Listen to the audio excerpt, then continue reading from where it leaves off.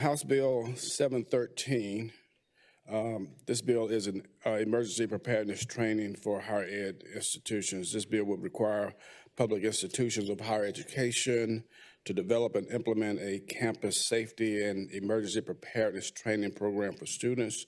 The training is to focus on active shooters, event preparedness, and include any supplementary materials as the governing board of each institution deems appropriate, and I believe there is a substitute. I have a motion on substitute. Motion's been made and properly seconded. All those in favor signify by saying aye. Aye. All those opposed, the substitute carries. Thank you, Delegate Chairman Torian. Thank you, Mr. Chairman. The substitute, it strikes the first day of the fall academic semester, which was found originally in the bill on lines 16 and 23, and replaces it with the last day of each of the student's first academic term. The substitute was made available after speaking with Chev and some other universities over concerns that if a student did not complete the training by the first start of the school year, there would be a delay in class registration. It also includes students that transfer or start at an institution during the spring and summer terms.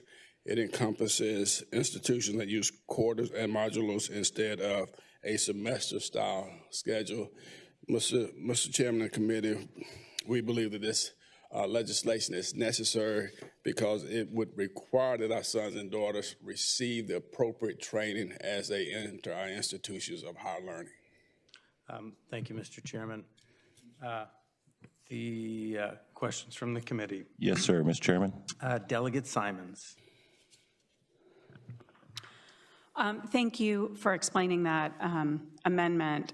So am I to understand that now you don't need to do the training by the first day, but you just have to do the training by the end of the first semester? Is that correct? That is correct because, Delegate Simon, institutions, they start their academic year, some on a quarterly basis, some on a term basis, like you have the fall and summer, and so the terms are a little bit different. Okay. Mr. Chair, I have a motion at the appropriate time.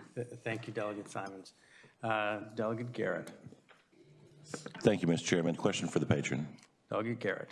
Is the patron aware of whether or not we have incorporated standards for school safety and campus safety as it relates to other schools, K-12 schools in the Commonwealth? Mr. Chairman and Delegate Garrett, I am currently not focusing on K-12. My focus right now is on higher ed. Mr. Chairman. Thank you. Delegate Garrett. Let's actually hear any testimony. Anyone to be Mr. Chairman. Delegate Garrett. Thank you. Just one moment. Thank you. It'll come back before the committee. Anyone wish to be heard on this bill in favor of?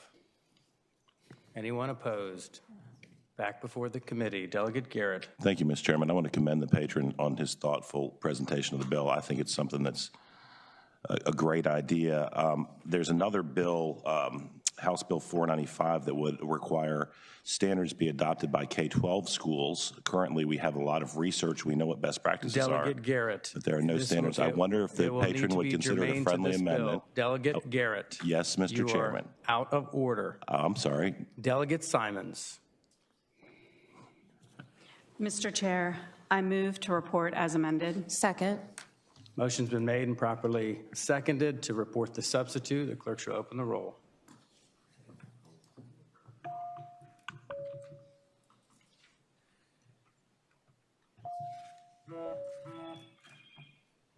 Clerk shall close the roll. The bill reports 19-0. Thank you, Mr.